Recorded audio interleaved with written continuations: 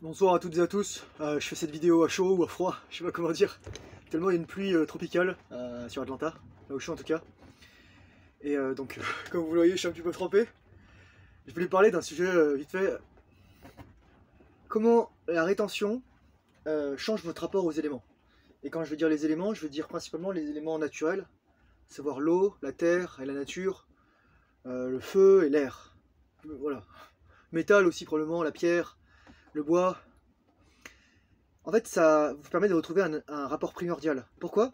Parce que déjà, quand vous retenez, comme vous avez plus de testostérone et plus d'hormones anaboliques, votre température corporelle augmente. Vous brûlez plus de gras et créez plus de muscles. Vous consommez plus d'énergie. Et surtout, vous la consommez plus efficacement. A fortiori lorsque vous êtes en cétose. Moi, je fais un repas par jour en général. Je mange environ. Là, aujourd'hui, j'ai dû manger entre 200 et 250 grammes de protéines, à peu près. Je suis allé faire du sport avant, je me suis entraîné. Et en fait, il y a un parc juste à côté de chez moi, je me rends compte. Je suis allé quand il pleuvait. Et il y avait des trucs pour faire des entraînements. Donc je pense que je filmerai un petit truc là-bas, un petit entraînement.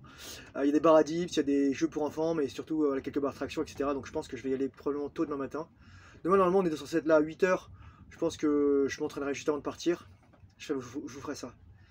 Tout ça pour dire qu'en fait, là, je suis allé sous la pluie et j'étais tellement content. J'étais heureux, en fait. Pendant des millions d'années, on a été en contact avec la pluie. Dès qu'il pleuvait, on était dehors, on profitait de l'eau. C'était la source de la vie, en fait. On avait très peu d'eau de source, en tout cas d'eau non salée, d'eau fraîche, d'eau plate, d'eau potable, à, à part celle de la pluie. Peut-être qu'il y avait des glaciers, etc. Mais c'était dur de vivre en montagne, et surtout, faut maîtriser le feu, faut avoir de quoi chauffer, faut trouver du gibier. Donc les montagnes, c'est pas l'idéal. Mais c'est là que l'eau devient la plus pure, et c'est de là que vient l'eau la plus pure. Donc le contact avec les éléments. Et aussi le feu, j'ai remarqué. Je suis terriblement hypnotisé par les bougies, par les feux de camp. Il y a un truc que j'ai appris à faire dans l'armée, c'est à faire des feux en fait. Donc, même si c'est avec des allumettes ou des briquets ou tout ça, éventuellement avec un silex et un amadou, il y a quelque chose d'extrêmement gratifiant à faire un feu. Probablement parce que dans nos cerveaux, profondément ancrés, il y a la maîtrise du feu. Et à partir du moment où on a maîtrisé le feu, on a pu survivre au froid, on a pu cuire notre nourriture, on a pu s'éclairer la nuit, on a pu repousser les prédateurs, on a pu dompter d'une certaine manière la nature, et débuter aussi la transition vers tout ce qui est l'agriculture. Désolé d'avoir fait bouger la table. La terre aussi, parce qu'on est plus proche des arbres. On a vécu longtemps dans les arbres en fait. On est plus proche de la terre, l'odeur de la terre surtout. On est plus proche des éléments. Le métal, dans une certaine mesure, était de manière diffuse partout en fait.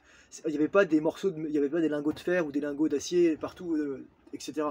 Mais le métal était dans les roches en fait, ou alors dans l'eau, dans les sédiments, etc. Et pour l'air, en fait, c'est juste parce que simplement, on a besoin d'air pour vivre. On est tellement enfermé désormais qu'on n'a plus de contact avec l'air. Donc moi, ce que je vous encourage à faire, si vous pouvez, je sais qu'il y a des personnes qui me disent à peu près... je sais qu'il y avait des personnes qui venaient de Cameroun, Côte d'Ivoire, ou tout ça, Afrique. Des personnes probablement d'ailleurs aussi, des Québécois, des Français, peu importe d'où vous venez, allez passer un moment sous la pluie. Bon, qu'il fasse chaud ou qu'il fasse froid, à vous de voir, c'est à vous de décider. Là, Atlanta, il fait normalement 30 degrés, donc c'est plus facile. Mais c'est ça en fait. Reconnectez-vous avec votre face originelle. Et la rétention, puisqu'elle vous rapproche de votre vous originel, de votre génome, de vos pratiques ancestrales, qui consistaient à ne pas se masturber toutes les demi-heures, 3 fois par jour. C'est ça en fait, c'est vraiment revenir avec, retrouver un rapport primal et primordial avec les éléments. Et il y a quelque chose d'extrêmement... En fait, c'est un peu le retour avec la nature, c'est un peu comme une communier avec le divin.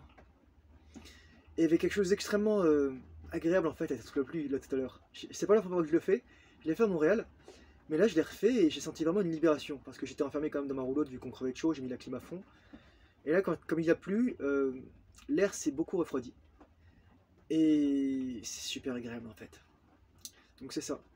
La rétention, probablement, peut-être, je ne sais pas, vous permet de retrouver un rapport plus primal et primordial avec les éléments de la nature, avec les événements naturels, avec les événements météorologiques. Sur ce, prenez soin de vous, je vous souhaite une excellente soirée, courage, force et honneur, et à très bientôt dans une prochaine vidéo. Bye bye.